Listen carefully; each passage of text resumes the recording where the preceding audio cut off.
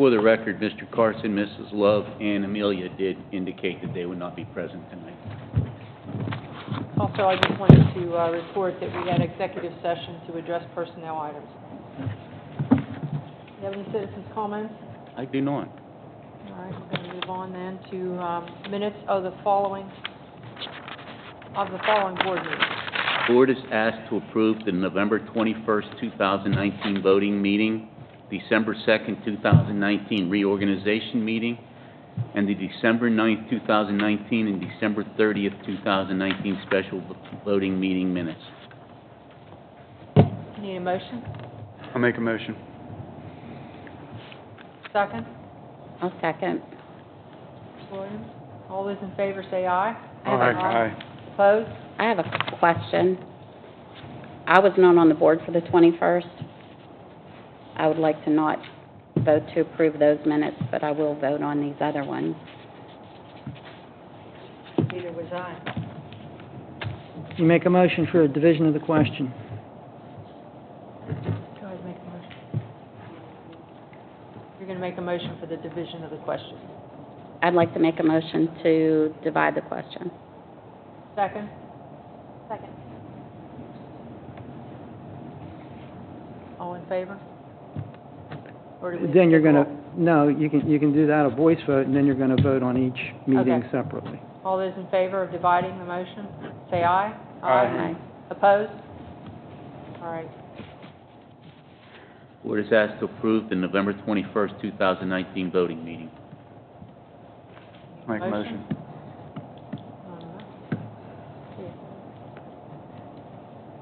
Second. Second by Mr. Beistel.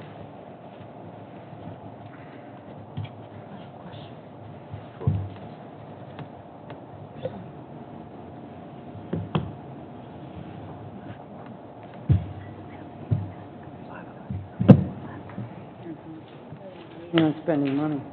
Okay. No, we're not spending money. All those in favor say aye. Aye. Opposed? No. All right. I can take the next three. Board is asked to approve the December 2nd, 2019 reorganization meeting and the December 9th, 2019 and December 30th, 2019 special voting meeting minutes. Need a motion? I'll make the motion. Williams, Second. Second. Second. Smith. All those in favor say aye. Aye. Aye. Opposed?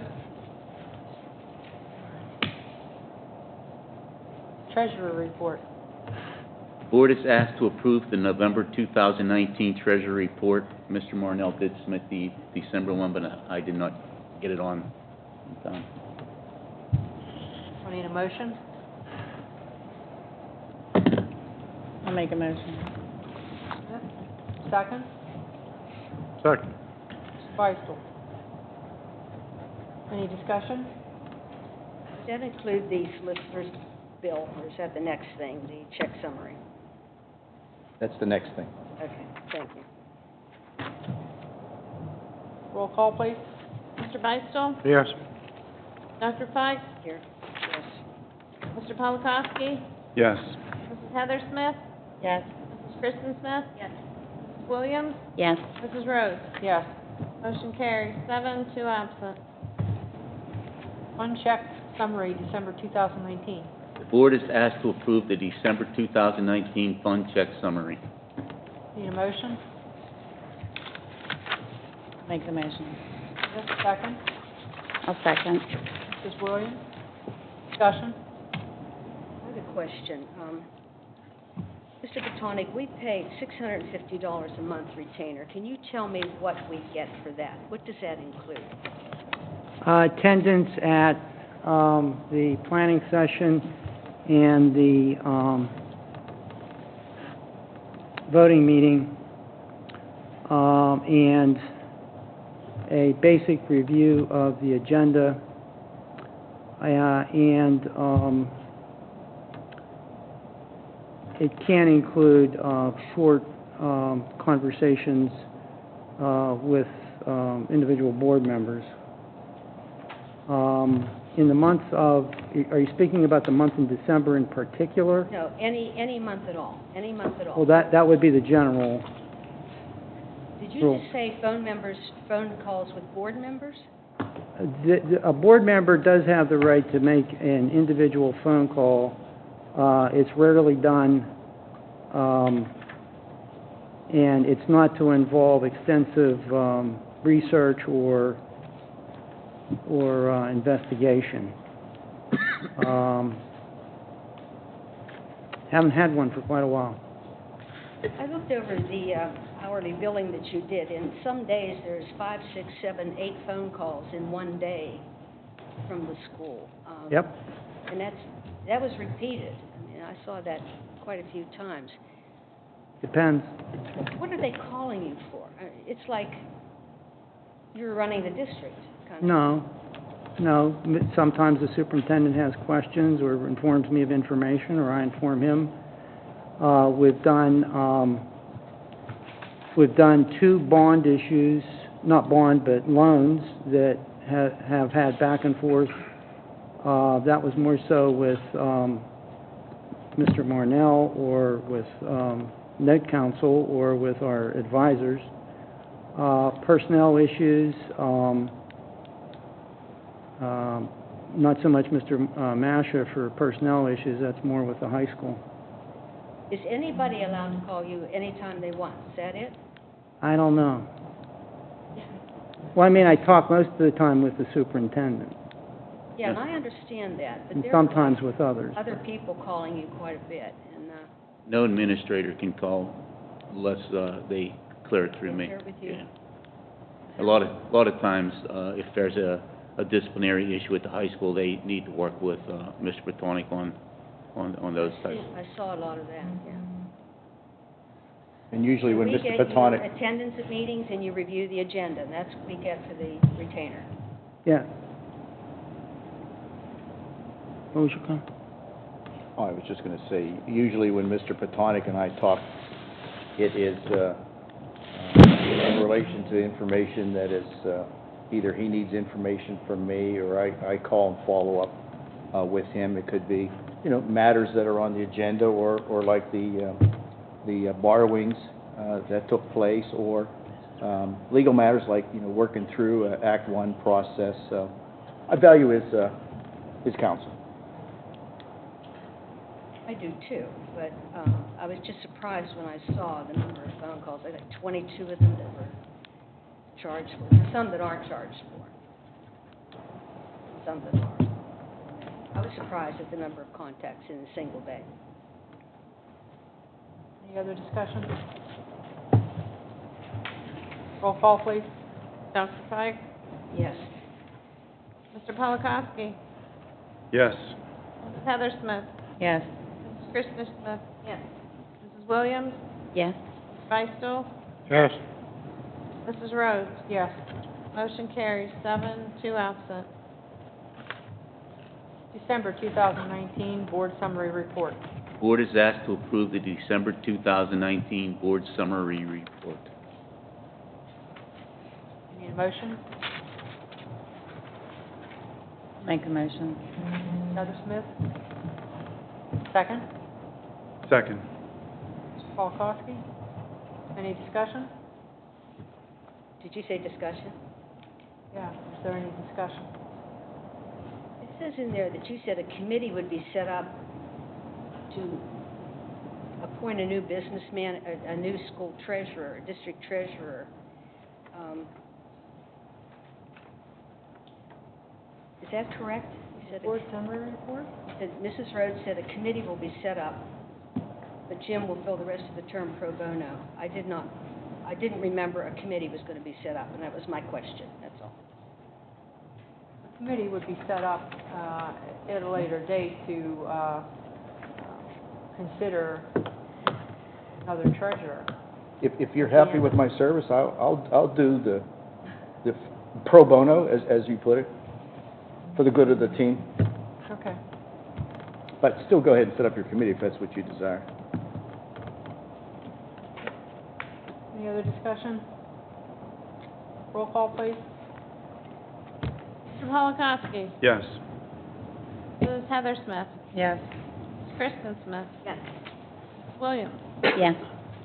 Mr. Beistel. Yes. Dr. Feist. Yes. Mrs. Rhodes. Yes. Motion carries 7, 2 absent.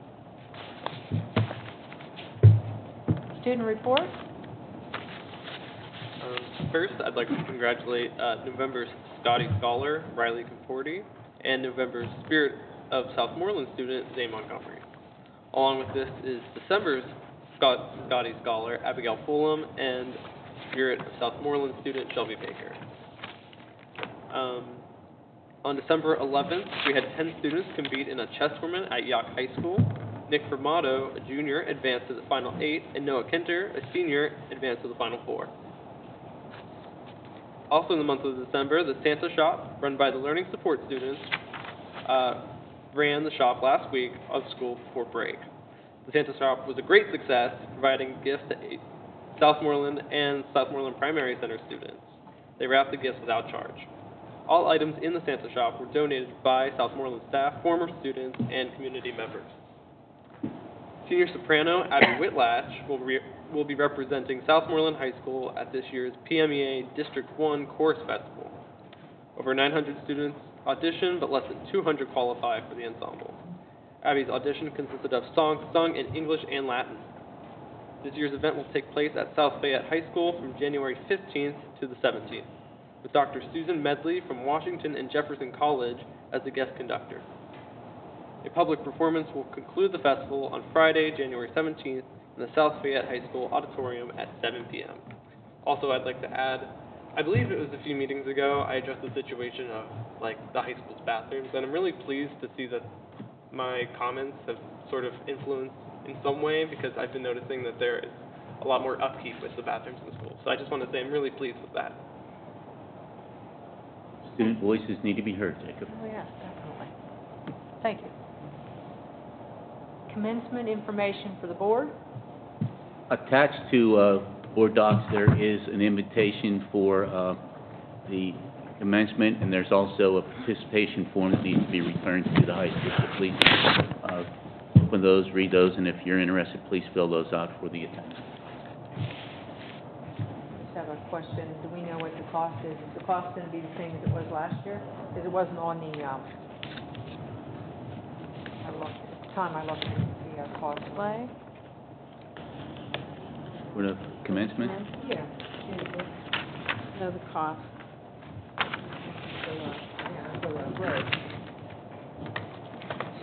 We can find that out It later. said that it would be emailed at a Oh, later date, so That's fine. Did we get a paper for this, or do we have to just print this out? Is it in your, it should be It's in in your here? folder. Okay, thanks. Your envelope. Superintendent information. I have included on my information about the Southmoreland musical season. They're going to be doing Seussical. I don't know if anyone has the opportunity to ever go and view one of our high school musicals.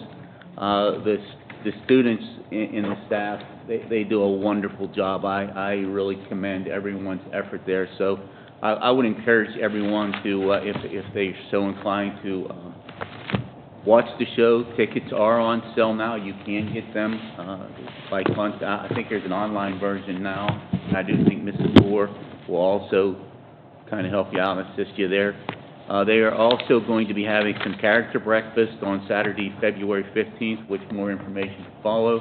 And there are some flyers on here about dining to donate to help to support the play. So I'd encourage you to please consider going to see the play. They do a wonderful job. I take my granddaughter, and she just absolutely loves it. It's just a funny place for it. Copy of all of those flyers and everything, envelopes, and some on the table. Yeah, as Mrs. Tarzan said, there are some copies of the flyers on the table for anyone that would like to. And I do believe she's included some. Thank you, Mrs. Tarzan. No, I'm sorry, that includes my All report. right. Business manager information on the budget.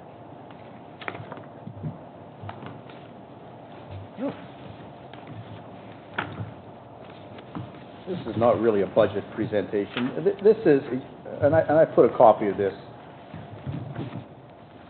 was it yesterday, or 2 days ago? I think it was yesterday, I sent out the one-page summary. This is basically where we're at right now. So this is just an update on the process. Now, this would look nice if this was the final budget. It would show a surplus of $294,000, but this is very much an incomplete budget because of the notations that I made for our major expenditure areas. There are ongoing contract negotiations with our School Teachers Association, our custodial maintenance, and our food service organization, and of course our Act 93 administrators, and then you have some other staff I call non-affiliated groups. So right now, in the ongoing draft of the budget, where I'm at right now is all employees in these groups are budgeted at their current salary where they're at this year, is showing in next year's draft right now. And of course, that will be updated later on in the process as negotiations continue, and if they culminate before year end, of course, then we would have time to update the budget or put in some preliminary numbers for final adoption. So I did release some of the detailed budgets to Mrs. Rhodes, and of course to the administrators and Mr. Masha. They were the unique detailed budgets for each of the school buildings. Now, that doesn't total the complete budget. That's about 75% or so of the budget. There's a lot of items in the budget that are not building number related. I printed out the actual detailed pages, 238. I know those who have sat on the board before and administrators remember the 3-ring binders with all the detailed pages. We are accumulating our binders, and we'll put those in the binders for you. So I just wanted you to see the numbers, talk about where I'm at in the process, and I have some summary pages that break it down in a little more detail. Again, it's not the actual detailed pages where you see employees and benefits and all that.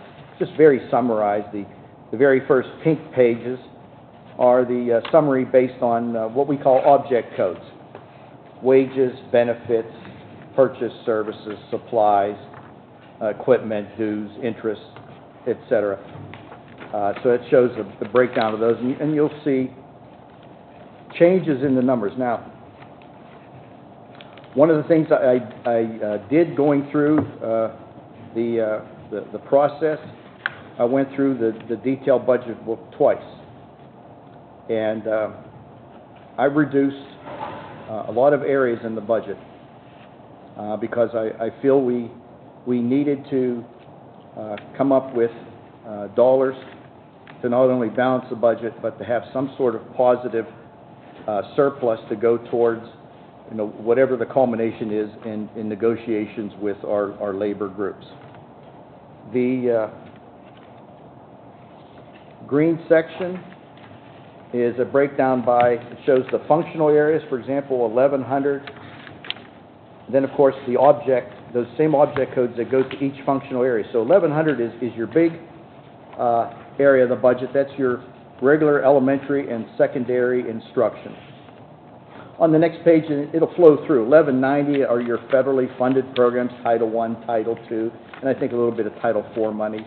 And then you get into the 1200 section, 1211, life skills, 1221, deaf and hearing impaired, 1224, blind and visually impaired, 1225, speech and language support, 1231, emotional support, 1233, autistic support, 1241, learning support, 1243, gifted, 1270, multi-handicap support. So that is the special education areas.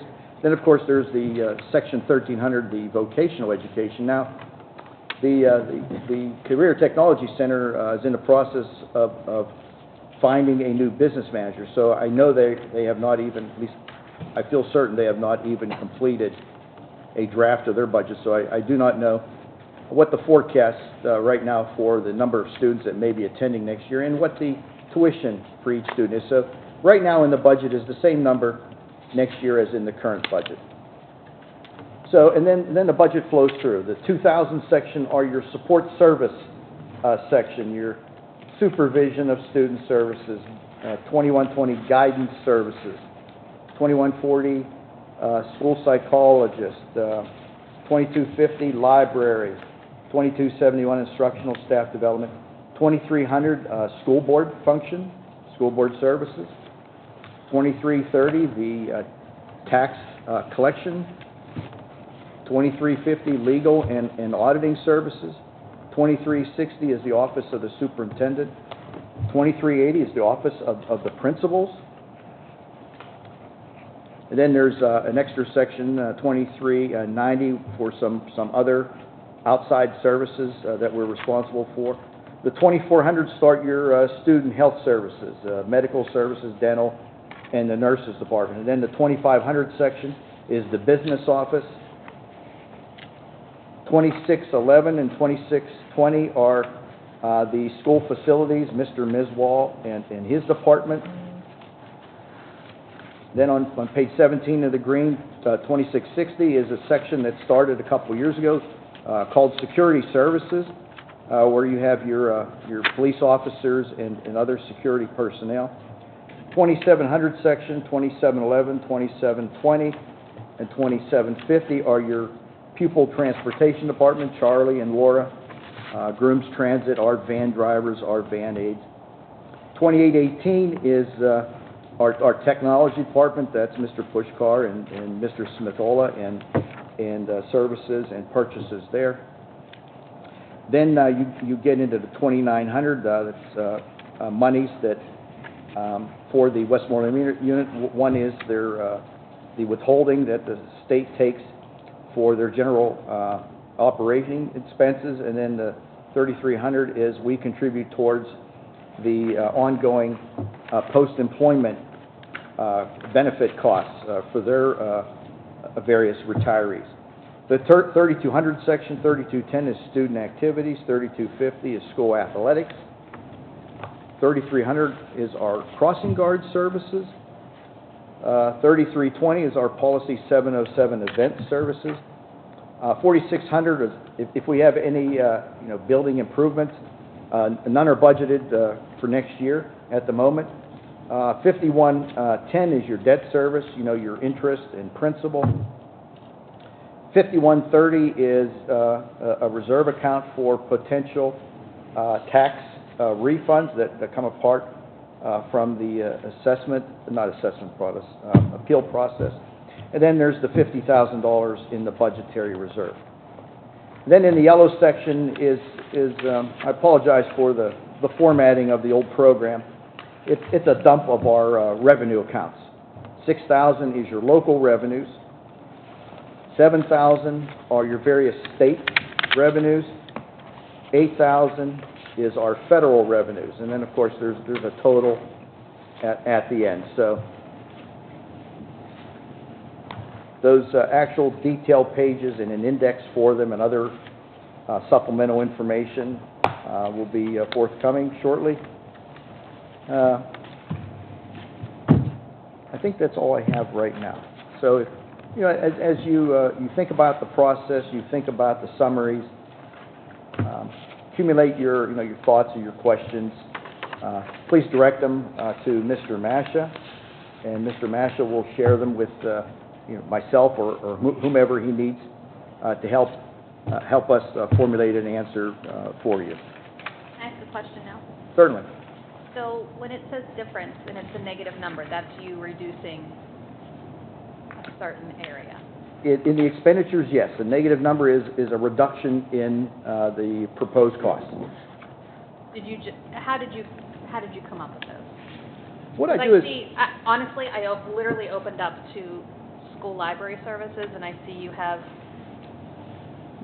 minus almost $7,000 in that area.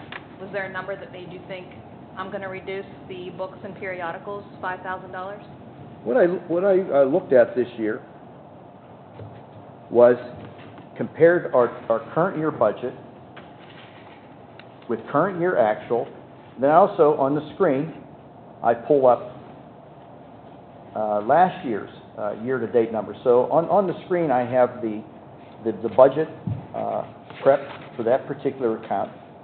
I have, on the same screen, I have a screen for that particular account, the actual year-to-date.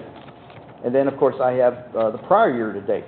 And there are accounts that show either no activity or very little expenditures. So I made my own judgment call as board treasurer, called through this budget, and I looked for those kinds of accounts, and I reduced them. Now, any department, after seeing their first draft of their budget, can come back to you and say, we would like a reinstatement or an addition to those line items. And that's the statement that I made to some of them as we talked today. So as they go through their budgets, they are to compare with what they put in for the current year, what they believe they need next year, with the starting numbers here, compare and contrast, and then put forth a report that says, well, we don't really want to see a reduction there because we have something else in mind next year. Does that help explain Yes. my thought process? Yes.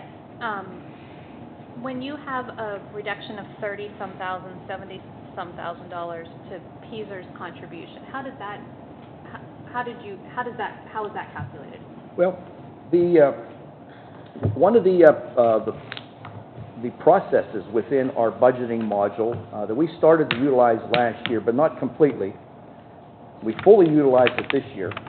In the past, I used to hardline type in every employee's name and their fixed salary for next year, or if they were hourly people, I'd calculate their hours, overtime, and so forth. And then I would actually go in there to the various Peaser's accounts, and then I would hand calculate based on the totals of those accounts what what our expenditures for Peaser's would be. Now, fully utilizing the module within our budgeting program, the budgeting program uploaded all the employees at either their current salary, or for those of us that have contracts for next year's contracted salary. And the program also, once you put in the actual Peaser's contribution rate, automatically calculates the Peaser's for each individual employee. So when you see the detailed pages, you'll see Jim Marnell under the salary line item, which would be 2511-111, which is salary account, and then you'll see, further down, you'll see the Social Security for James Marnell. And then the next line item, under the Peaser's account, you'll see James Marnell Peaser's number. So there's very little need to actually try to build in extra Peaser's in case I miss something. The program is now doing it. For example, it also does it for the health insurance, Social Security, workers' compensation.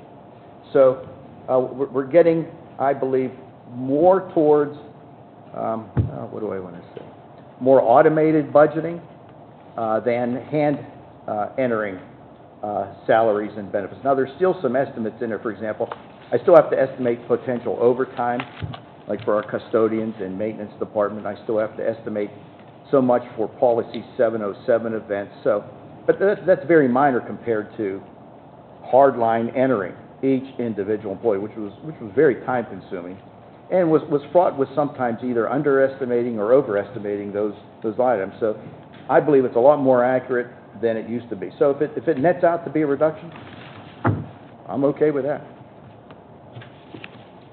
Now, my prayer is that a year and a half from now, when the final audit comes through, that those estimates were solid, and hopefully we'll still be a little under, or we'll be very close to actual. So does that help answer that question? It's the benefits accounts, retirement, Social Security, health insurance, dental, vision, group life insurance, and workers' comp, where once you put in the factors for next year, it automatically calculates them. Now, the factors, like for health insurance, I put in a 5% increase. Now, the health insurance consortium will be meeting through the winter, and they will not culminate with an actual rates for the new fiscal year until probably May. So, you know, I hope 5% covers it. I'm hoping that it's less, like it was this year. It wasn't 5%, it was 2-point-something%. So I had to put a little bit in there.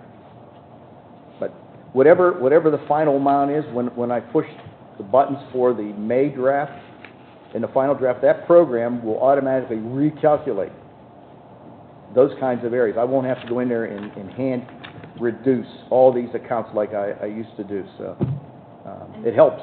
Just so I understand, this $294,000 is what Which page and which account? No, this is the difference between the estimated revenues. Oh, and I'm sorry, estimated front page. expenses. That is what we have before any increases with contracts or anything like that? That's correct. Okay. That's the standing right now between, And that's with you But it's with a reducing a full lot, tax too. increase. well, yes, that's with the Act One tax increase, so, Oh, that's with the 3.5% yes, increase? that is, because that very first line item where it says 6,000 local revenues, that's with the Act One tax increase. Okay, So that's- this is the estimate right now of revenues for next year. This is the estimates right now of all the expenses that are in there, and that's the difference between revenues and expenses. And with you reducing things, Yes, so 294,000. correct. You already added a 3.5% tax increase Yes, to the budget. yes. It's going to be 0 to 3.5, right? Mr. Marnell, the estimated expenditures, that number does not include any updates on curriculum, is that correct? If there's any curriculum updates, they would have to be presented and then entered. So there's no curriculum updates either? Because I know that Well, last year there's there was curriculum money in here, there's money in here, but Okay. if there's any new curriculum needs, that's not reflected yet, because this is still a draft budget. This is not even what I would consider a first draft budget. This is a draft in process, a work in progress. Okay. But you have money in here for a new curriculum, say, for math or science or something. Well, now, under the textbooks accounts, there is a, Where is that? if you look on page 1 of the green section, there's still $230,000 in there for textbooks. Now, the negative amount, the major part of the negative amount was the amount of the elementary math series that has already been purchased this year. So there is a net amount in math textbooks that have not been purchased yet that I am rolling over for next year. Understand? So there was like $300-some thousand in there for textbook adoptions. That money, minus what has already been expended this year for math textbooks, is still in there. That's what rolled over then for next year. So we have $113,000 for textbooks next year. Well, actually, $230,000 in total. Oh, the proposed. But if you want to look at Okay. the specific instructional area, no, that's it, $230,000. That's for the instructional area, correct? Don't we still have a lot of curriculum that needs, do we have a lot of curriculum that needs updates? Our biggest need right now is technology. What can you do for $230,000? One? I've been working with my administrative team. We would like to do a presentation to the board about how we might be able to utilize that in the future. I know that we've talked about a multiple-year plan. We're starting to look at a multiple-year plan because we need to really take a look at the technology that we have. We're very lacking in the technology, and there's curriculum items that we're going to be needing. We're getting to the point where our technology needs are really starting to impede our ability to be able to function properly. And I think that's an area where we, as an organization, need to be more aggressively pursuing grants from foundations out there. There's the Gates Foundation, wherever, that we could ask for grants for technology improvements, technology updates. Because right now, we do not have the growth in local and state revenue. Right now, the state revenue budget in here is the same amount as this year. So the governor will make a proposal in a couple weeks, but you can no longer count on what the governor proposes. You have to go with what the budget negotiations that take place all through the winter, into the spring, and until late June. So we may not even know for final budget adoption what our final state subsidies will be. So right now, I flatlined those amounts. So any increase in state subsidies will come in June, late June, I'm sure. And if we should happen to pass our budget with these amounts for state subsidies, and we do get an increase, well then, there's an amount of money that then in July or August, you can authorize that with that additional state subsidy, that you could set it aside, let's say, into budgetary reserve that could go towards curriculum needs. One thing I've also purposely ignored in this update is the fund balance, because I believe our process should be, before we think about touching fund balance, the fund balance should remain preserved and work as hard as possible towards, again, producing a balanced budget as we did this year. Now, that may not be possible, but I think we hold back any withdrawal from budgetary fund balance till final budget adoption. If we feel we need to use it, then at that point, make that decision then. So I think our focus should still be, working on balancing revenues with expenditures, like we did for this current budget. I do want to note that Mrs. Smith has been providing us information on possible grants that are out there. If anyone is aware of any grants, we are starting now to really take a more aggressive view on applying for those grants and trying to take advantage of those. So if anyone is aware of anything out there, please bring it to our attention. We'll explore it. I have two questions, Mr. Marnell. So on page 7, under guidance services, 211 medical insurance, 62,650 is what this year was, and you have proposed for 94,954. Yes. So, and I believe that in that department, I'm trying to think of the changes in that department, because the health insurance is automatically calculated. Now, one of two things have happened. Someone in that department had opted out of health insurance in the past and has now come back and opted in, Okay. and that happens. They have a chance every spring before they go home for the summer. We have sort of just like an industry, you have that once a year benefit election change. So they have an election to either opt out of our insurance and get a $2,000 payment, or opt into our coverage. So there might have been individuals who opted back in, or that could be one of those individual line items where I had hard-coded premium dollars that perhaps I missed backing out. So I will make a note of that. I will go to that particular line item to see if that's what may have happened. I don't have the detailed sheets here with me. They're sitting back in the office, but that's very possible. That could have happened with that line item. and then going back to the summary that you have sent us, and I know that you put the 3.5% in here. So if we were to remove that 3.5% and put this at 0, we would be looking at about $44,000, correct? Give or take. Because we'd have to take off about $250,000 from that number. That would be the 3.5%. Okay. Thank you. Now, it's wise to start your budget process with the maximum possible tax increase. For example, your maximum possible is 3.5%. And then later in your budget process, if you feel the need is not there for raising taxes, then you can back away from that.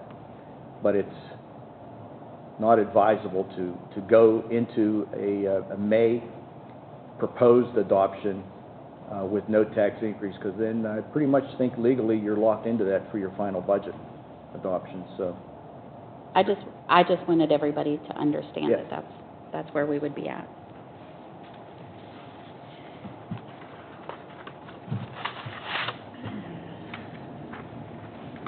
discussion? On page 9, you have down under board services, $20,600 for bonding insurance. What is that?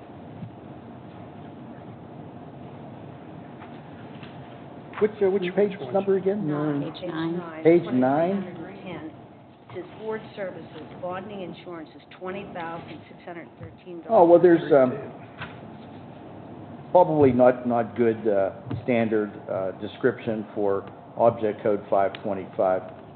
But in that, insurance line is, not only the bond for the board secretary, but it is your insurance that we obtained through the, PSBA Insurance Trust for school board errors and emissions insurance. That is in that line item.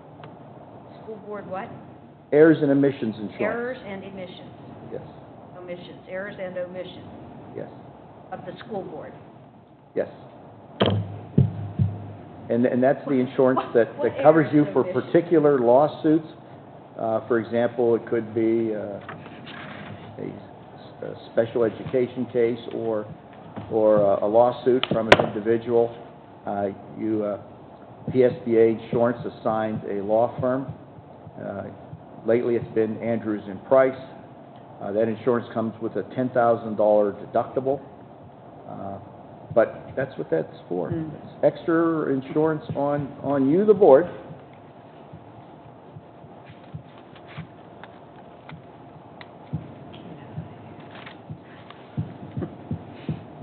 Send an email if you'd like to see a copy of this year's policy for errors and emissions. I'd be glad to share it with everyone. So yeah, that's not bonding insurance, all of it, but I just may split that out between the errors and emissions and bonding insurance. I may move that under other, the big amount.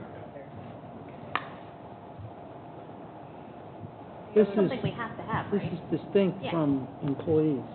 Oh, absolutely, yes. This is just for the school board. This is not health insurance, this is liability insurance. Which we're mandated to have, right? Have you ever used it? Oh, always. This is my 31st year in this business, and we've always had school board errors and emissions insurance. Now, I don't know what they might have called it in the past, but I've always known it as errors and emissions insurance. Have you filed claims, is what I'm asking. Have you used it? Well, yes, yes. If there's a legal situation, I let our insurance broker know it, and he submits the information to the insurance company, and that starts the process for alerting them that it could be a potential lawsuit.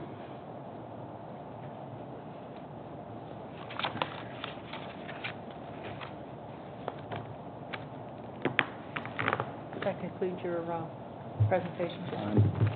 Thank you. My presentation's done, but I'm still open for questions. Okay. Or- Any other questions? Or as you go through it and come up with questions, again, submit them to us, and we will prepare our answers for you. When is the next date that we have to have another draft? I'm sorry, I said, when's the next date that the next draft has to be submitted? We'll be putting together the actual budget binders, but as far as an updated draft, the budget process is an ongoing process. So as circumstances may change, new information will come to light. We will alert you and what effect they would have on the tentative numbers as they stand. So whatever that might be, if the health consortium should determine what the rate increase would be, then that's something I would let you know, and we would recalculate the numbers. We're going to be delving into our building level budgets starting next week, so we're going to be really exploring those. Under alternative education programs, you cut that $57,000. What if we get another need for it?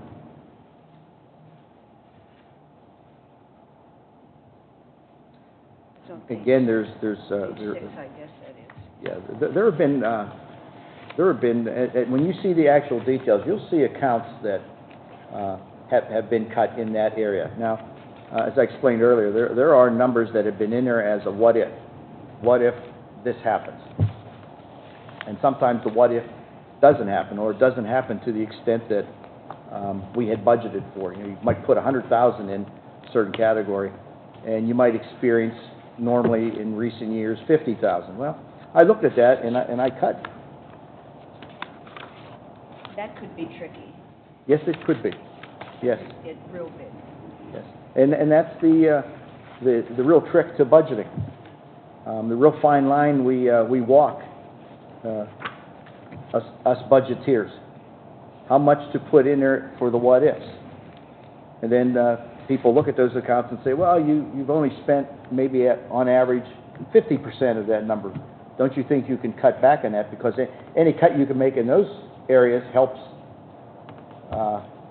potentially keep tax increases down, or could put money in other places that it can be spent There in. are other areas that increase too. Yes. Now, there's one area that I did put in money in because I'm trying to match experience, reality, and you'll see that in the charter school line. Now, I'm hoping that as we go through the process, that that's an expenditure line item that I can back off on, but on page 3 of the pink section, you'll see $111,000 there.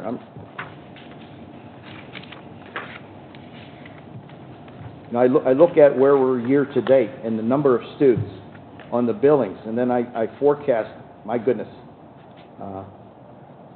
we may be short in the current year budget, so I need to up next year's budget. Now, it may not come to pass, and I may be able to back off on that number.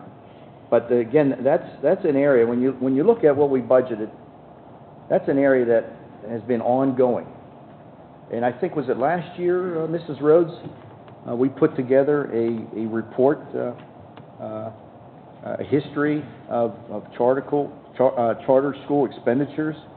Yes, I think we could do that. As it has risen in recent years. It's frightening. And what's really upsetting is that with the first Governor Corbett budget, he proposed eliminating the subsidy for charter school expenditures, and the legislature approved it. So we used to get a subsidy. There was a report that we did, so we would do a report in the fall based on last year's charter schools expenditures, and then that would generate a subsidy. So that was eliminated, and it was anywhere from 10 to 30%, depending on the level of charter school expenditures that you had. So that was a subsidy source that was cut 9 years ago. Yeah, 9 years ago. Dr. Pike, in reference to your question about alternative ed, we're trying to also be a little more creative in just carte blanche sending a kid to an alternative ed setting. We're looking at other options to improve that situation. So hopefully that That can be an ongoing problem. can.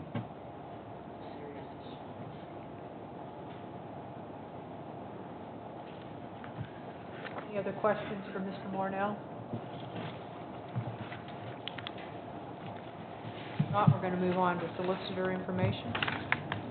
I don't have any additional information other than what is coming up with your Rustel vote, so. WIU report? We didn't really have a meeting. We had a meeting, but it was just a dinner because of Christmas, so we'll have a meeting next week. CWCTC report?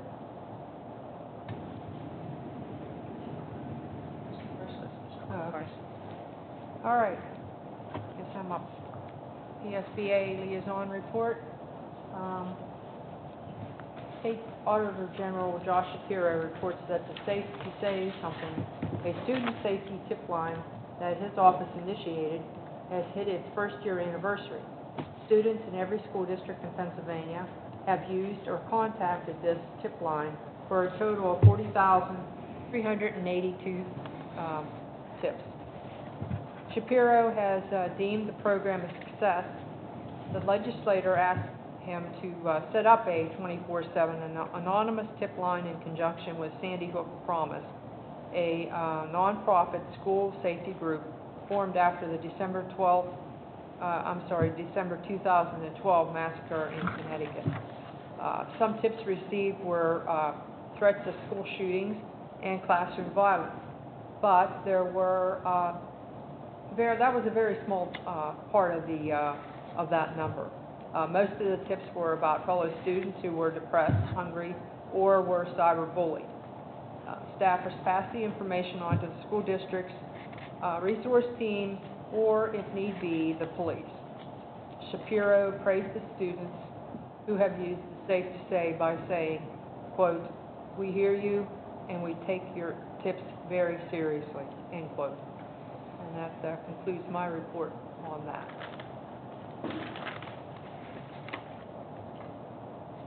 Anti-bullying committee report, there's really nothing that I have to report on that.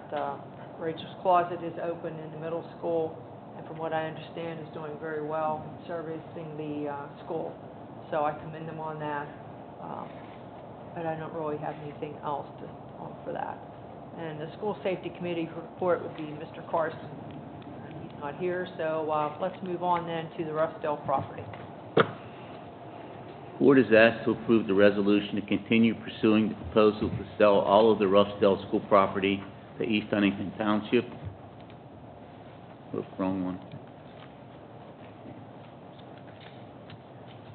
Whereas the Board of Directors of Southmoreland School District, hereinafter Southmoreland, has been exploring all of its options in relation to the utilization and disposition of the property known as Roughdale School Property at 842 State Route 31, Roughdale, PA 15679, and more fully described in deeds recorded at DBV 2282, page 535, tracks 2nd and 3rd in instrument number 201-903-260-008-224, and more fully described in the attached legal description and hereinafter the Roughdale school property.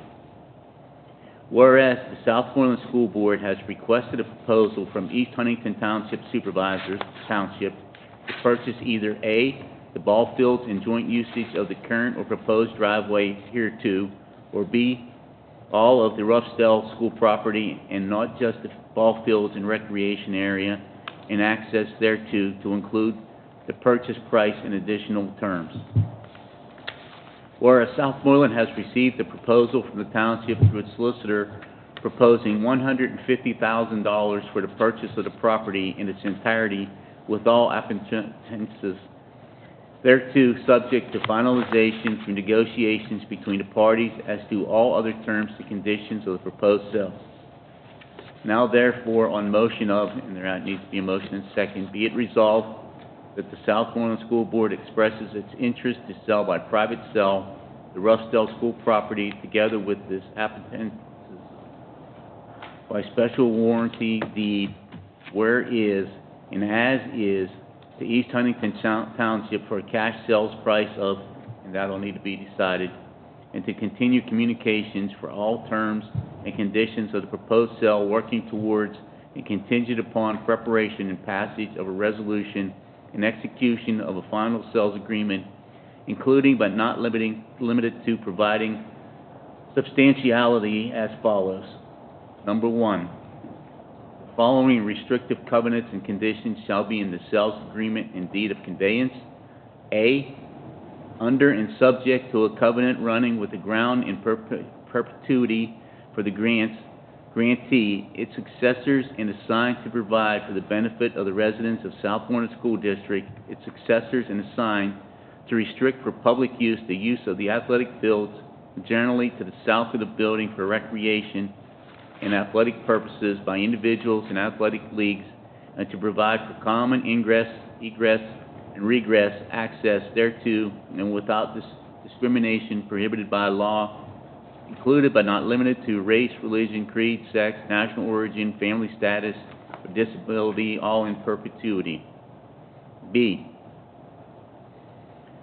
Under and subject to a covenant running with the ground in perpetuity for the grantee, its successors, and assigned to maintain and preserve at the cost and expense of grantee, its successors, and assigned for the benefit of the residents of Southmoreland School District, its successors, and assigned the Veterans Memorial either at its present location or as grantee deems necessary to relocate it at its cost and expenses to another location on the property for public viewing of and to provide for common ingress, egress, and regress access thereto throughout the year, and to permit ceremony and remembrance by veterans and civic organizations and the public proximate thereto at a minimum on Memorial Day and Veterans Day, all in perpetuity. C. And as to A and B above, the grantee for itself, its successors and assigns, and its heirs and personal representatives of individuals, assignees, by acceptance of this deed, agrees with the grantor, its successors and assigns, that said restrictions and conditions shall be covenant running with the land, and that in any deed of conveyance or plan of subdivision thereof of said premise, or any part thereof, to any entity, person, or persons, said restrictions and conditions shall be incorporated by reference to this deed, and the record hereof, or as fully as the same are contained herein, and the original grantee acknowledges that grantor has not required a reverter clause for this transfer in consideration thereof. Number 2, the sale shall include all fixtures and personality are being sold in and where is and as is conditions subject to following. A. Excluded personality. Excluded are any residential-sized gas stoves in the former school building. B. Included personality. In the former school building, built in the dishwasher, cooler, prep sinks, and all bathroom fixtures and interior overhead lightings, heating systems, and hot water tank. Number 3. The amount of the down payment hereby proposed to be, and that needs to be decided. Number 4, the allocation of closing costs. Number 5, the need for court approval when the sale is by private sale without a reverter clause. Number 6, closing contingencies. And number 7, the timing of closing. I'd like to make the motion that we proceed with this resolution for the cost of $150,000. And Mr. Petani, can you tell me what you recommend for the down payment to include in the motion? At $150,000, Yeah, $10,000. that's what I thought. 10%. And so the down payment then would be $10,000. Any Second motion. Mr. Weissel? Any discussion? I have a couple questions. So this excluded residential-sized gas stoves, why are we excluding that? And does Head Start that is currently in that building use that? Because I do know they do cook there. Mr. Niswa, a long time ago, went through the building and tried to determine what, if anything, there was ours or was somebody else's. And I think the determination was made that those gas stoves are actually the property of Head Start. They're the property of Head Start. Okay. Now I'm remembering almost a year now, so. Okay. But they weren't ours, that was the point. And then the other thing in here is number 4, I'm sorry, the allocation of closing costs. So is that still questionable as to who is going to pay closing costs? The idea behind this resolution was to deal with the really big, important things as to whether or not we're in the ballpark or not. The closing costs are not likely to be a significant problem, but I'll tell you what they are.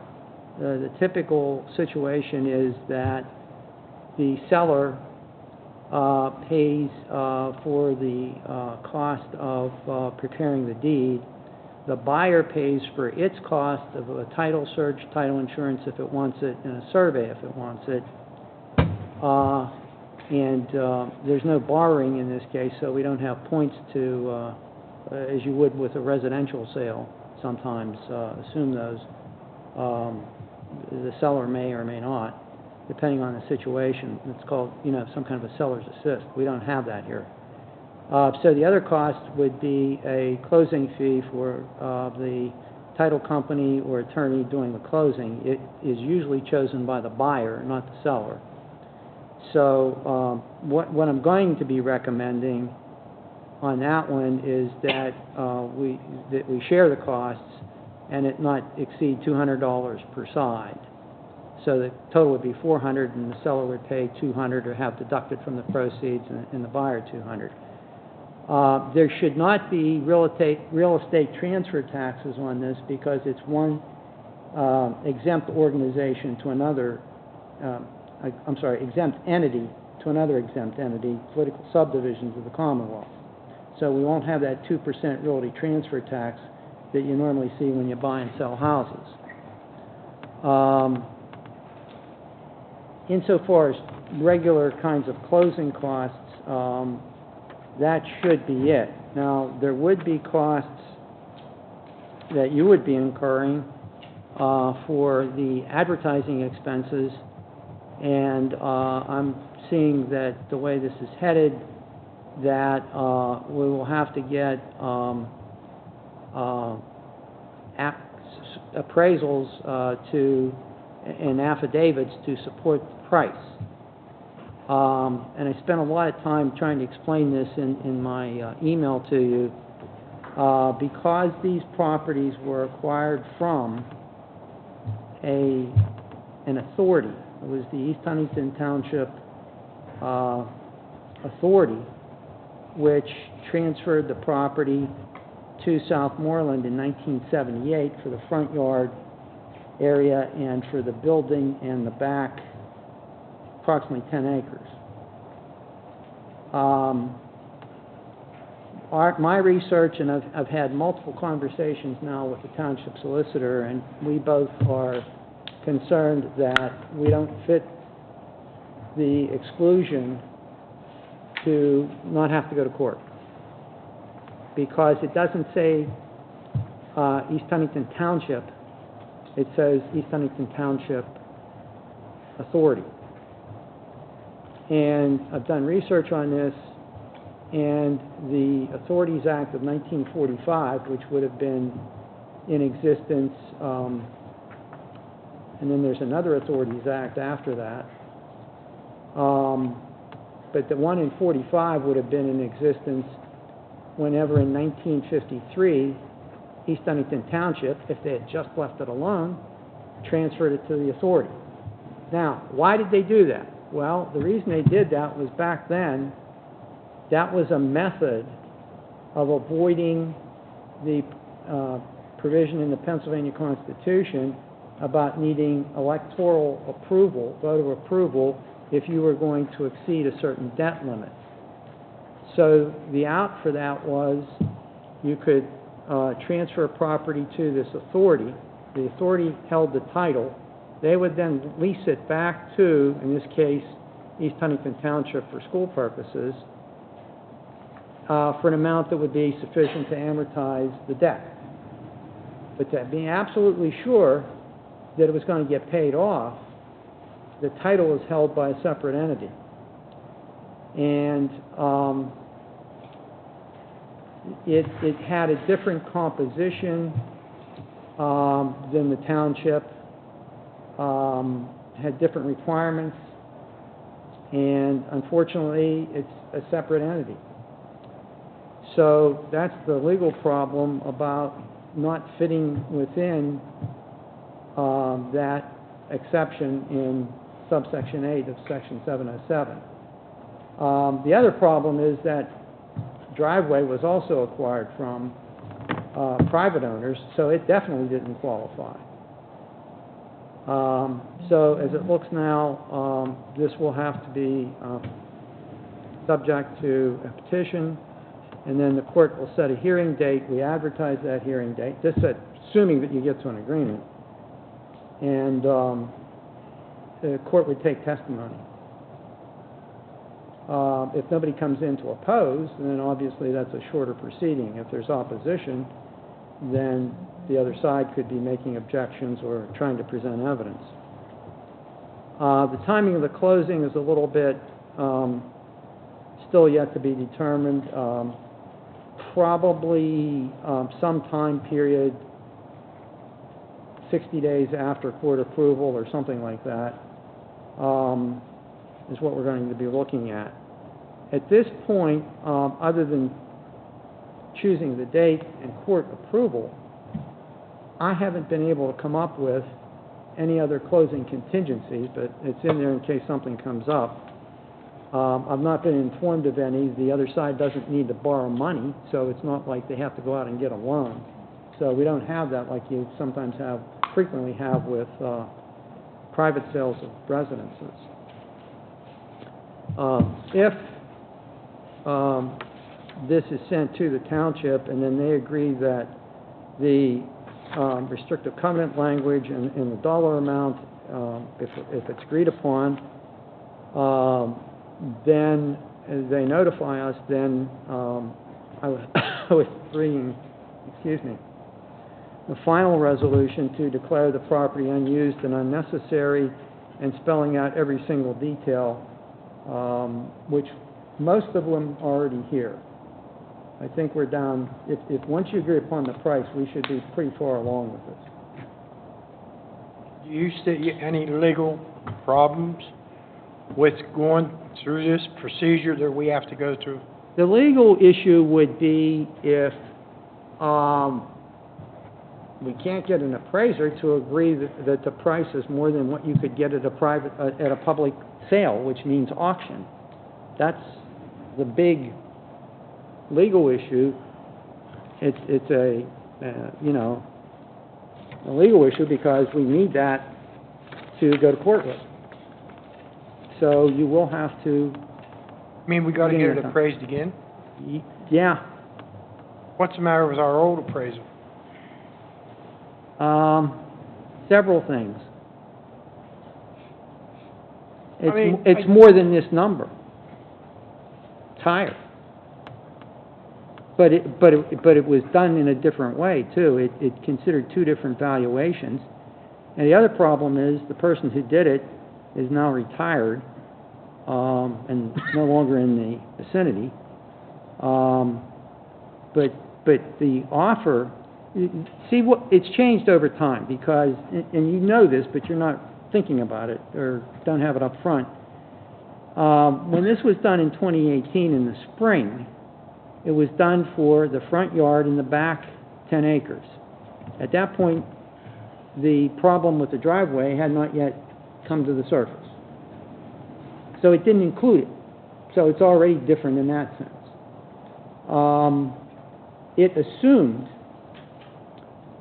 certain things. One of those things which it assumed was you did have access in the sense that you could walk from the highway onto the property, but it does not have a driveway occupancy permit. And you are now well informed that that is a significant undertaking and could affect a purchaser's willingness to pay an appraised price. If that were taken into consideration by an appraiser, it would obviously bring the price down.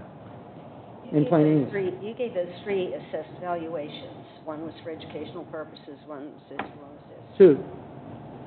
One was educational and one was not educational, but general usage, commercial usage. Okay. Were any of Either those, office or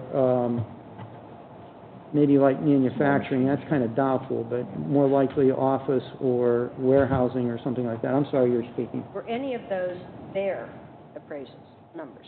I thought they had No, appraised. no, we don't have their numbers. Well, that's what I'm saying, maybe they're lower than this. Their appraisal may be $140,000 or something like that. That doesn't matter. It doesn't matter. That doesn't count No. the value for the, okay, all right. Just Another question, David. just say. Now, what happens if they had it, if they had it appraised lately?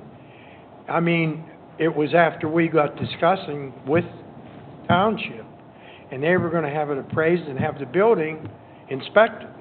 Yes, they did. Now, would their appraisal and everything come into this, if it's adequate to what we can get? She said no.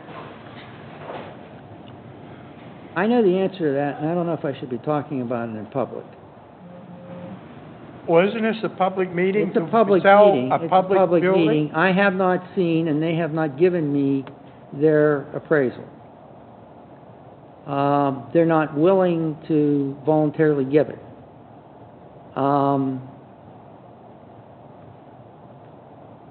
I don't know how else to answer your question, except we didn't hire that person. We don't have a right to commandeer that person and say, here, you have to sign an affidavit for us. He's not Then we- our appraiser. Then we gotta pay Yes, another, and what's that gonna cost? I'm finding out. I've made phone I calls. thought maybe you'd have that for tonight. I don't have it for tonight. I've started the process, but I don't have numbers. Then I still think we should move on with this and sell it. Well, you are. That's the purpose of Okay, this that's the resolution. purpose of Yes, this right yes, now. Yes. But move on and let's get this process over with. That's what this is doing. It's Okay, moving in that direction. okay. As long as you don't come up with something else that we have to do this and we gotta do this now. Okay? Got to follow the statute. About 2-3 years we've been doing this. All right, let's go. Any other comments? Roll call, please. I don't know who made the motion, Dr. Fike and Dr. Mr. Fike and, Beistel. Mr. Beistel. What? Mrs. Heather Smith. You made the motion. Yes. Yeah. Kristen Smith. No, I didn't make the motion. Williams. Yes. Mr. Beistel. Yes, ma'am. Dr. Fike. Yes. Mr. Polakowski. Yes. Mrs. Rhodes. Yes. Motion carries, 7-2 absent.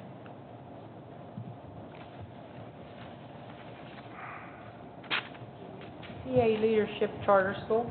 Board is asked to consider the resolution attached by choosing one or two.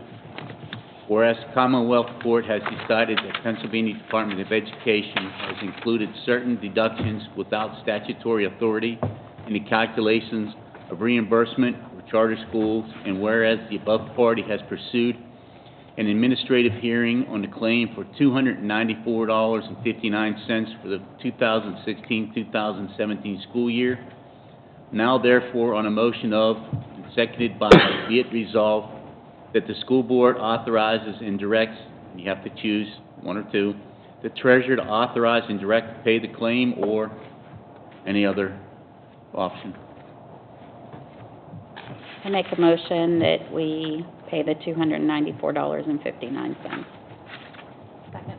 Second. Second. Any other discussion? I'm going to vote for it, but I think this is wrong. And I think we need to have some sort of policy. Something has to stop this stuff. You know, we're letting everybody just walk away with money that, according to Mr. Marnell, we shouldn't do this. I mean, he's not saying we shouldn't do this. He's saying that this is not accurate, right, Mr. Marnell? No? I don't think that's what I said, but I did submit a letter to who was that? The docket clerk at Yes. the Pennsylvania Department of Education Administrative Agency hearing section. But you did that before you were aware of the Commonwealth Court case. Correct. Which I've shared with everybody now. Right, right. Again, we're hostages.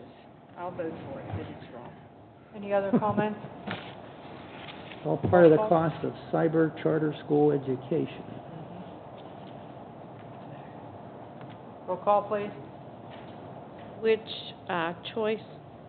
Pay it. I think the motion Pay. was to pay it. Number one. Well, number one, Mhm. Mrs. Kristen Smith? I can't, Beistel? I can't hear you. We're making a motion to pay. Yes. We have a motion and a second. Do you vote for Yes. this? Yes? Dr. Fike? Yes. Mr. Polakowski? Yes. Mrs. Heather Smith? Yes. Mrs. Williams? Yes. Mrs. Rhodes? Yes. Motion carries, 7, 2 absent. Review school board policies. The board is asked to authorize the superintendent to make the PSBA suggested changes to the 000, 100, 200, and 300 school board policies, bring them up to date. The superintendent will then present these updated policies to the board for public discussion and public posting. Motion? Make the motion. Heather Smith, second.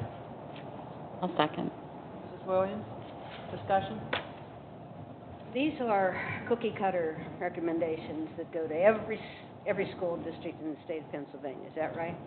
Well, these are the PSBA recommended changes to our current policy that, I do believe back in 2016, the process was started with the zeros, the 100, 200, 300s. But since then, there have been multiple changes that we have not. My question, is it just our school district that you're updating?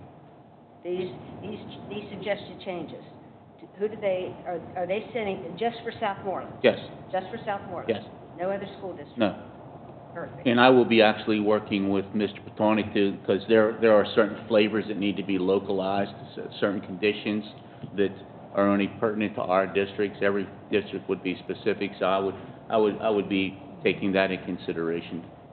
Mr. Messer, you know that I think this is a critical, policy development is a critical issue. And I guess I just don't believe that PSBA has the answers, but I'll vote for it. But as long as it's going to be specific to Southmoreland. Yeah, we still have the 5, 6, 7, 8, and 9s that haven't even been touched. How much are we paying them to do this? Oh, I don't know offhand. Mr. Marnell, do you know how much we pay for these? No, off the top of my head, I do not know that, but I have the details in the office, of course, the invoice to the PSBA, so I can pull that out. It's a couple $1,000 for sure. You know, it's funny, in the old days, before they ever had that service, we used to write our own policies. I remember the manual we had. And then they launched their policy service, and then everybody started contracting with them. You would send in your old policies, and then they would update them with a format. And what they're doing is they're doing a lot of the mandate. the research and writing that normally would have been done by the districts themselves and the administrators and the solicitors. So, you know, they're framing it according to the latest laws and school code, what have you. And then, of course, like, as Mr. Masha said, then you take it and you localize it for your own situation, so. Any other changes? You would just be doing the ones they recommend. You wouldn't be creating new policies. Oh, or no, anything like no. that, Just their, No, there are specific ones that have had changes since they've been first adopted back in 16, so, yes. And I will clearly make those available to everybody. Anything else? Roll call, please. Mrs. Williams? Yes. Mr. Beistel? Yes. Dr. Fike? Yes. Mr. Polakowski? Yes. Mrs. Heather Smith? Yes. Mrs. Kristen Smith? yes. Mrs. Rhodes? Yes. Motion carries, 7, 2 absent. Diesel fuel. The board is asked to approve awarding the bid for 2020-2021 diesel fuel to Port Petroleum to the WIU Joint Purchasing Consortium for fuel as identified as the lowest responsible bidder, meeting or equaling specifications for diesel fuel at a fixed rate of $2.0380 per gallon. Need a motion? Good motion. Vice, Second. Kristen. Discussion. Roll call. Mr. Beistel? Yes. Dr. Fike? Yes. Mr. Polakowski? Yes.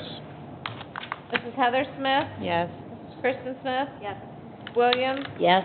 Mrs. Rhodes? Yes. Motion carries, 7, 2 absent. High school library renovation and repurpose.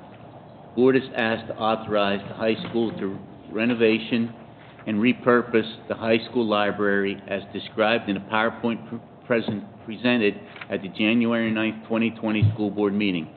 subject to the final approval of the superintendent before any moving of items or physical labor occurs. That is just to make sure we're within our contracts. I'll make the motion. Mr. Price, a second. Second. Paul Todd. Any discussion? I had one concern about that proposal, and I mean, I admire them very much for what they're doing, but I was questioning the idea of putting in a coffee shop in the library. I've talked to parents whose children are in schools where they do this, and they said it can get really out of hand. A lot of spillage, a lot of trash, a lot of... There'd be money involved, right? They have to buy it, right? The coffee? Students would buy it. Oh, yeah, the students who have to purchase it, yes. That's setting up a little store there, you know, that's, I question, you know what, I think that's gonna run its course. I think it's a nice thing to say, nice thing to do, but I'm not sure it's a good thing. That's just that one part of it. Everything else is to die for. Love it. Would there be someone, They actually have a coffee shop now. Yeah. Are they planning to move it from where it's at now up to the library? Yeah, I do believe currently right now in one of our special needs classrooms, the special needs students kind of oversee. I think it's the life skills Yeah, teachers that they- supervise They've that, done that and for the years. students work in there, and It's good, it's good reinforcement of everyday skills that might be necessary, and I think that's what they're utilizing, so. They're looking to have the students run it. I believe so, but please, don't hold me to that. I am not certain of that in the high school. Because the other one is a skill-based thing, that it would be... that's under the purview of Mr. Crofcheck to Yes. oversee that, so, you know. And Mr. Krofcheck and Mrs. Sutton.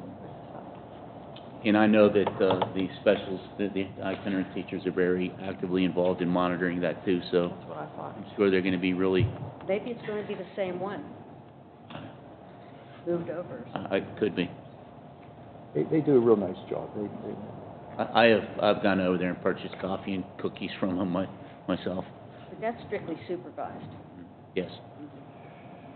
Any other discussion? Roll call, please. Dr. Fike? Yes. Mr. Polakowski? Yes. Heather Smith? Yes. Kristen Smith? Yes. Ms. Williams? Yes. Beistel? Yes. Ms. Rhodes? Yes. Motion carries, 7, 2 absent. Liquidation of unused equipment. Board is asked to grant approval to the administration to inventory, report said inventory to the board, and advertise for the liquidation of any unused equipment and accept the highest responsible bidder for the 2019-2020 school year. Motion? So be it. Mr. Price, a second. Second. Smith. Discussion. You've had sales of unused equipment in the school regularly over the years, haven't you? I have not been personally involved in it. Haven't they had sales over the years? I do believe there's a I strict, remember one. Just one. there's probably a pretty strict process. It's been a long time since we've done that. She said there was one. Where does the money go? Mornell, where would the money go? Well, the selling of school district equipment, the money would go into the general fund. And if you want to then reallocate that for a specific purpose, you certainly can do that. Now, there's 2 motorized vehicles that's sitting down there for the last year and a half. They are gonna be in on this sale, We're going to include all okay, because items. I know there's people interested in them. There was before, but how are we gonna do this once we advertise that we can sell them? I will probably need to work on this. I asked but there's you gonna be- before, and you never really give me an answer. Well, you're saying bid, so that we would require a list. I know in some districts, they do online bidding through their website. I would have to explore. Now, just like that there, like those vehicles, they have to be a separate item, right? Because they're not worth a lot, but they're worth a lot more than what people think they are for junk price. We would have to have everything You know. inventoried, and everything would be single item sell, I do believe, unless there's a lot. Somebody would be willing to buy a number of tables that might be available or something like that by lot. Because, like I said, they're sitting down there and they're not worth anything. And We have a lot of material that just needs to be disposed of. Okay, thank you. Roll call, please. Was that Mrs. Heather Smith, the second? Yeah. Mr. Polakowski? Yes. Mrs. Heather Smith? Yes. Kristen Smith? Yes. Williams? Yes. Mr. Beistel? Yes. Dr. Fike? Yes. Mrs. Rhodes? Yes. Motion carries, 7-2 absent.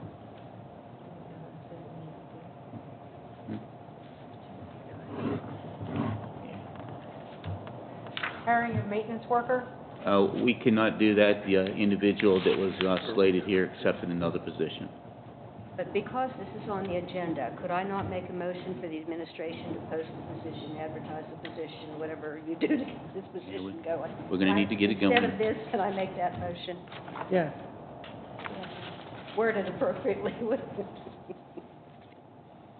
making a motion to, Well, it's actually within their contract. The job is technically reopened, so there's a posting procedure within the SEIU contract, so. I make a motion that we follow the posting procedure. Follow the contract. within the SEIU contract to get the, maintenance. And advertising.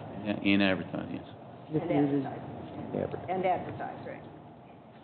you have a second to that? Second. Call cost. Any further discussion?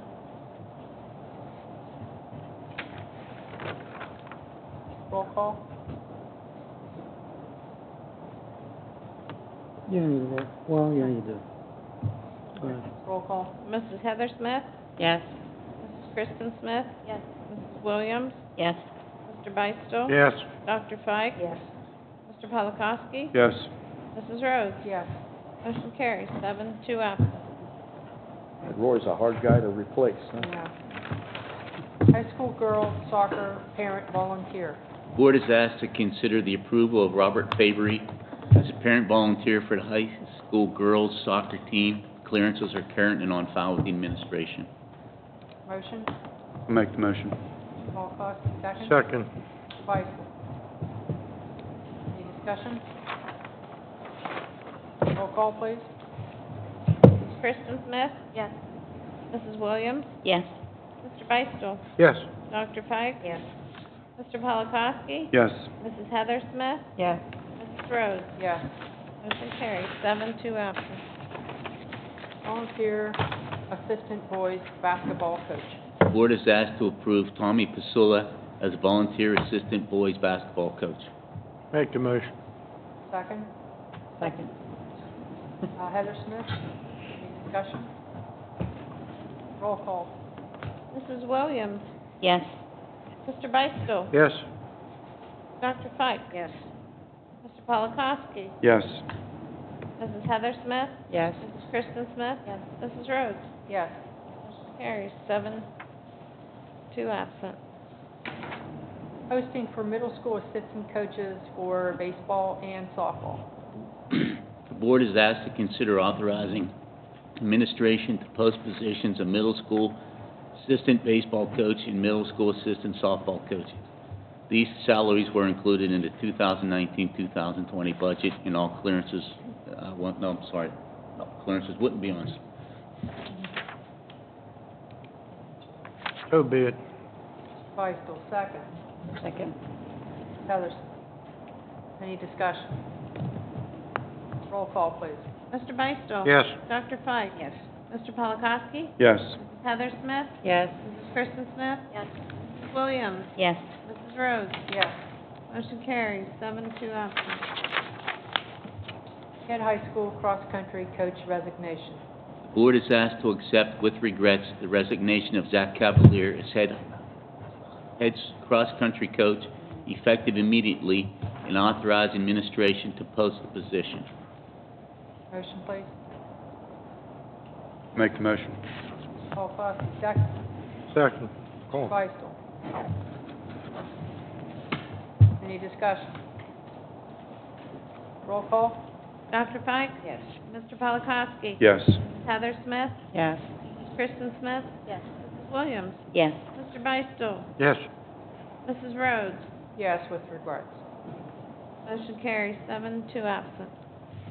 Head middle school baseball coach resignation.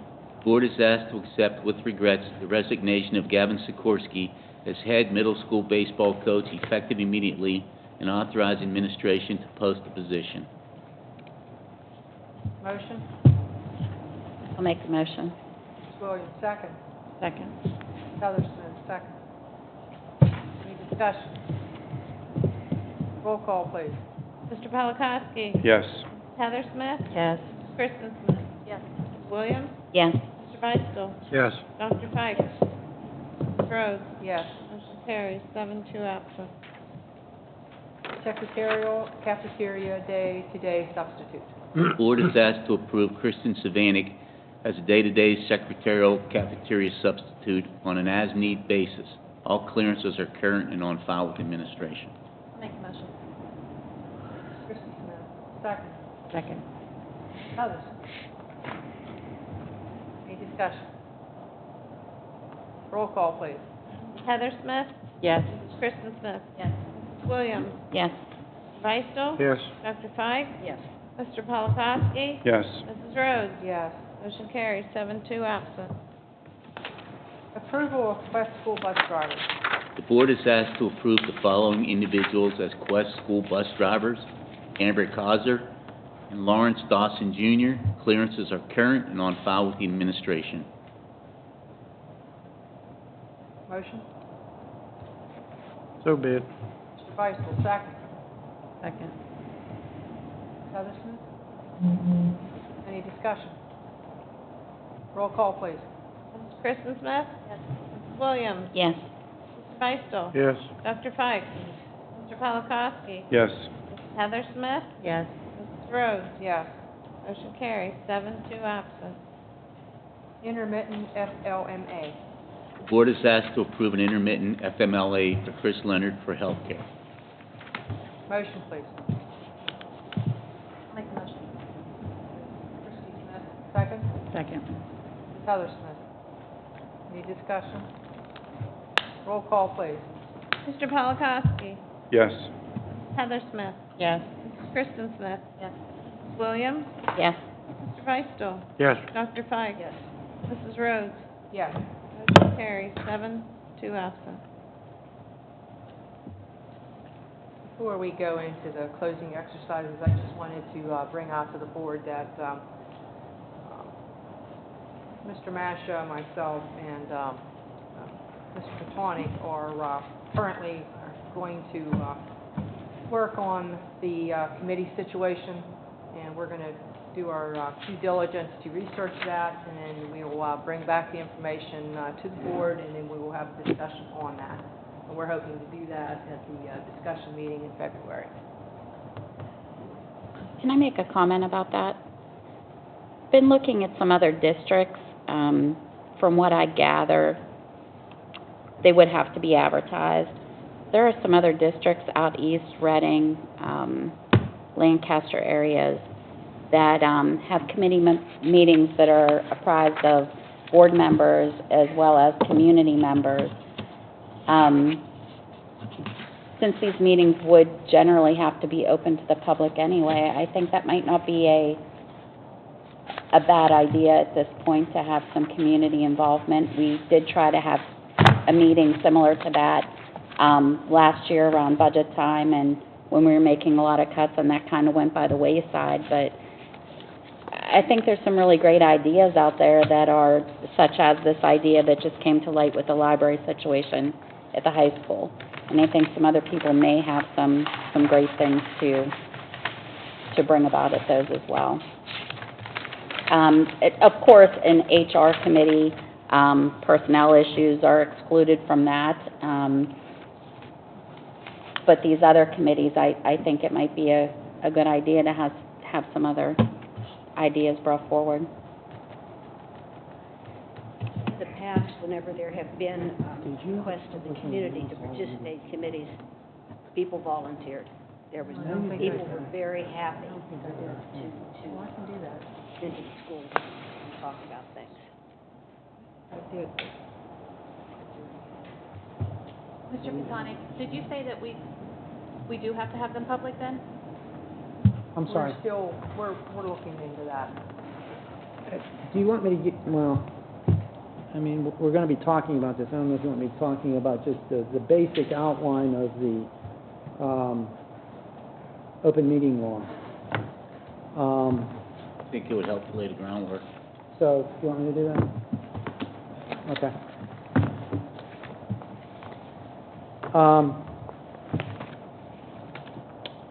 It's going to depend upon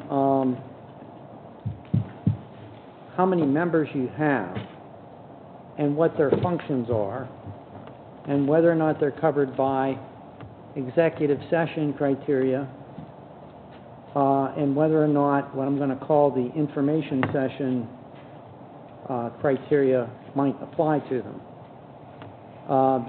The basic definition in Section 704 for open meetings is official action and deliberations by a quorum of the members of an agency shall take place at a meeting open to the public unless closed under Section 707 relating to exceptions to open meetings, 708 relating to executive sessions, and 712 relating to the General Assembly. 712 doesn't apply to us. The problem is with that definition, almost every word has a statutory definition that is not necessarily what you would commonly think of. The first problem is that the word agency doesn't refer to just Southmoreland School District, but rather the body and all committees thereof authorized by the body to take official action or render advice on matters of agency business. So, for instance, if you have boards appointing committees of the whole, all 9 members, then a meeting of 5 members of the committee is a quorum of that committee. However, if you appoint a committee of 3, and it's subject to open meeting law, then it doesn't require the other 6 members to come and get 5, but rather 2 of those 3 could conduct an open meeting. So that has consequences in how small groups of people acting in an official capacity can function. Agency business has a statutory definition: the framing, preparation, making, or enactment of laws, policy, or regulations, the creation of liability by contract or otherwise, or the adjudication of rights, duties, and responsibilities, but not including administrative action. So, if the committee's task is to come up with a policy for safety for athletics, and it's 3, then it appears like whenever it holds a meeting to deliberate or to make a final recommendation as to what that policy should be, that it should be done at an open meeting, that it's advertised, that you have minutes kept, and that if there's a vote, that the vote is recorded. So it's just as though you had a meeting of the entire school board, even though what they're doing is making a recommendation on what the policy should be. So the tough area is, well, what if they're not recommending policy? And I'll get to that in these other definitions. Deliberation is the discussion of agency business held for the purpose of making a decision. And official action includes, number 1, recommendations made by an agency pursuant to statute, ordinance, or executive order, the establishment of policy by an agency, number 3, the decisions on agency business made by an agency, and number 4, the vote taken by any agency on any motion, proposal, resolution, rule, regulation, ordinance, report, or order. So if the committee of 3 is voting on making a recommendation, then that is official action, even though it's not final. If that's what they're supposed to be doing. They're making this recommendation. So then we get into the area of, well, what if they're not exactly doing that? What if they're gathering information? There is a Commonwealth Court case, which I think should have been included in board docs, which I sent to you in December,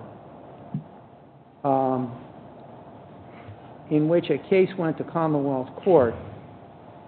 And the problem with the case is it's Commonwealth Court, it's not the Supreme Court, but it does leave open the possibility of doing fact-finding in the sense of gathering information.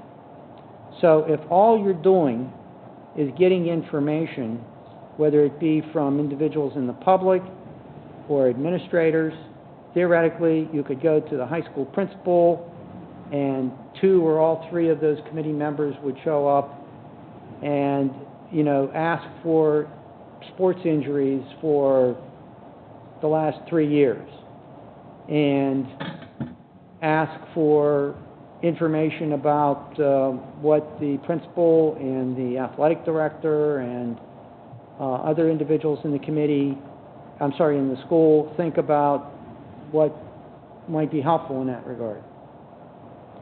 Now, if that committee has the discipline not to sit there and say, okay, we're going to go back and recommend A, B, and C, everybody agree? That part would be illegal. What you're supposed to do is come back and have a meeting that would have been advertised, discuss it in public, why you think option A, B, or C is a good idea, and then vote on it to recommend it back to the school board as a whole. So that's trying to give you as common an example as I can think of that's not too esoteric about how that could function, but the discipline required in it, that you're not going to, you know, violate the requirements, and then all of a sudden a policy ends up at the whole committee, and the newspapers want to know, well, gee, how'd this ever get formed whenever there's never been a meeting of that subcommittee, or that committee? Mr. Capone, for the February, I would be interested in having defined what advertising means in today's world with technology. It's in the statute and it's newspapers. So you gotta go talk to your legislator. So now, in just going back in terms of what happens within the borough and their meetings, their committee meetings are held. This committee meets this day, this committee meets this day. They're advertised at the beginning of the year because it's a standing meeting, period. And then that school district that I was referring to, they have an agenda, a meeting agenda online that you can pull up and see when each of those meetings are every single month right on their website. Well, it needs to also be advertised in the newspaper, so there are some, I've seen some, not a whole lot, well, the problem is I don't see as many newspaper advertisements as we used to, but because of the newspapers that are available. There are some school districts which are able to commit to in advance scheduling this athletic committee meeting will meet February and March and October or whatever. Which I think that's what would need to be done. You gotta plan a lot ahead, and the problem with that is... That's fine, but I think we just need to start planning. There is a lot going on within the district, a lot of things that need to be worked out, and I don't think any one of us wants to sit here every single meeting week till 10 o'clock at night. I think there's some things that, and I don't disagree with having them open to the public. I don't have a problem with that at all when it's an issue that can be open to the public. Make a recommendation within your committee and bring it back to the board. I think that's what we should be doing, and that would be the best use of our time, I believe. Tonic, in the book, it says that state law says almost nothing about the role of committees in the work of the board, and each school board has considerable latitude to decide at the local level what committees are established, how directors are selected, and what their responsibilities will be. But it says that generally the purpose is for the development of recommendations for the full board to act upon. And then on the other side, it says committees are subject to the open meeting requirements of the Sunshine Act. In a meeting of the quorum, any meeting of a quorum of the committee must be open to the public and advertised in advance. Any member of the board can attend a committee meeting regardless of membership on that committee, but you do not have the right to speak or attend any executive sessions which the committee is allowed to have unless the committee invites you to do so. So, but this is, they're saying that the way things have been done in the past have not been the way they should have been done, right? Well, no, the school board, the school board has had policy for committees of the whole. And you have had some meetings in which the chairperson of that committee comes up and chairs the meeting. Sometimes that formality has not been followed. I don't know intimately what that chairperson does to inform themselves. I don't know if they've had separate meetings with administrators. It's probably varied from person to person and committee to committee over time. But I do recognize the fact that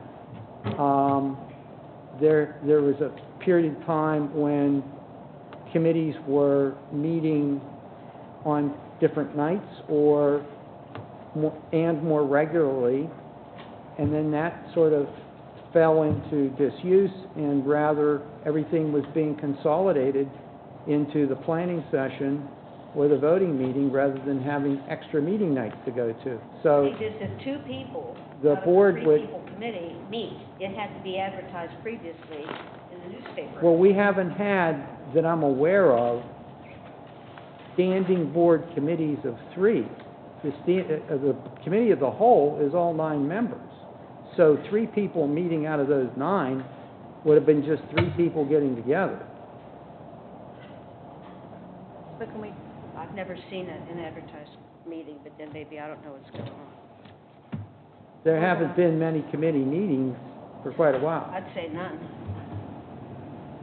I think there was only one person in charge of a building and grounds, which has been me, or Butch has been, and we've never had any meetings. If I have a issue with building and grounds, I come to Vince or I come talk to Lee. I've never had another board member with me. So you're saying if me and 2 other board members go talk to Vince and Lee about building and grounds issues and which way we want to, which direction we want to go, we can't do that? It can just be me and another board member, or is 3 the magic number? Well, it's going to depend what? on whether you're going to continue to operate as a committee of the whole.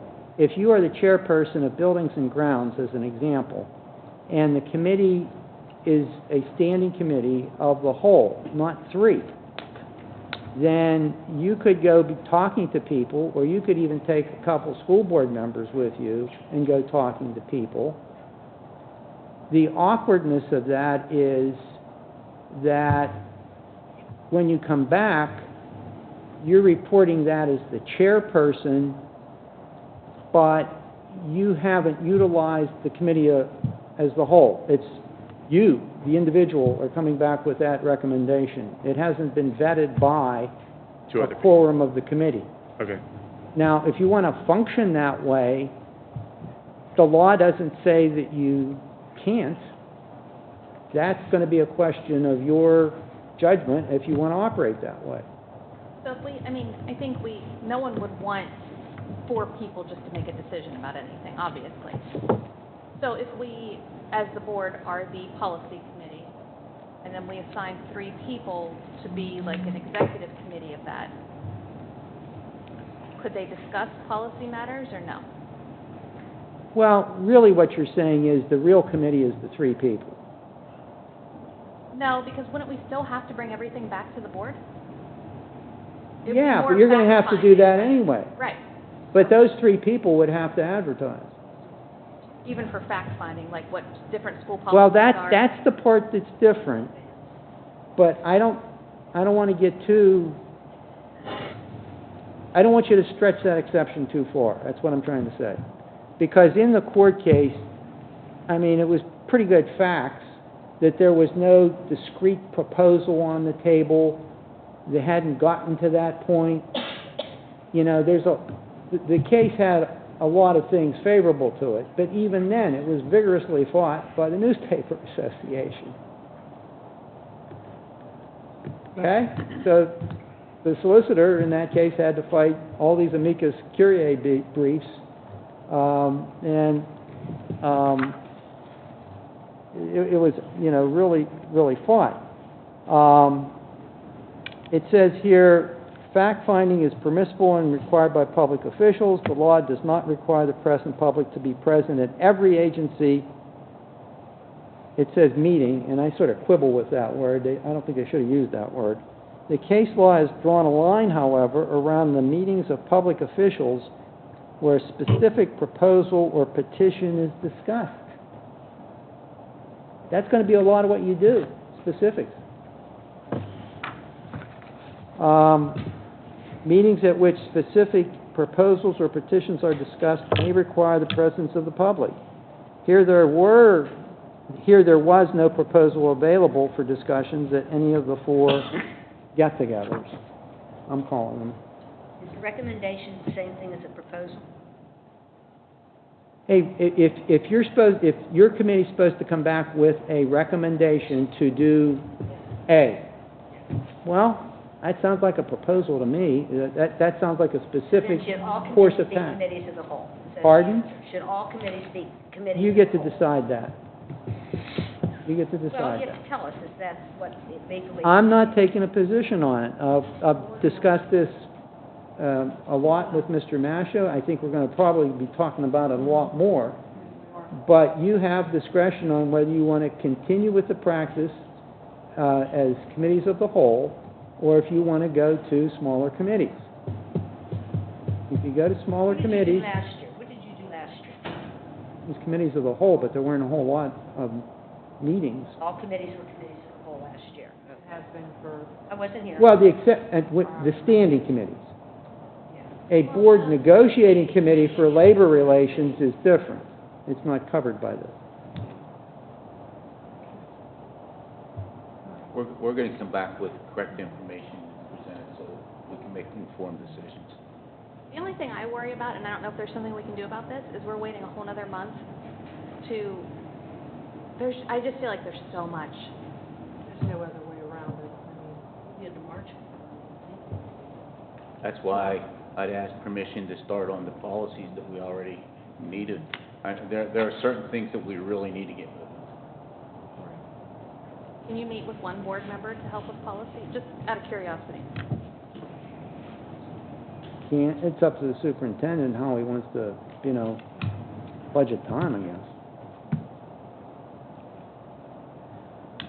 All right, just real quick, another announcement, this is for the, I thought I did this, but maybe I didn't, so I'm going to do it again. I just wanted to announce who the people were, who the board members are with the different negotiating contracts that are coming forward. The SEA committee is myself, James Carson, and Chris Smith. The SEIU is Mr. Beistel, Mr. Paul Kosky, and Mrs. Love. And the Act 93 would be Dr. Pike, Michelle Williams, Mrs. Williams, and Mrs. Heatherston. So I just wanted to make that public.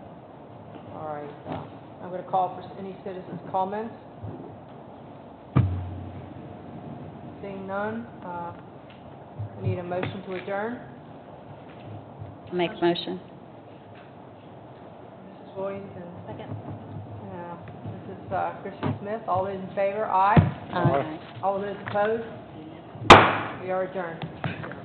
Hey, Jason.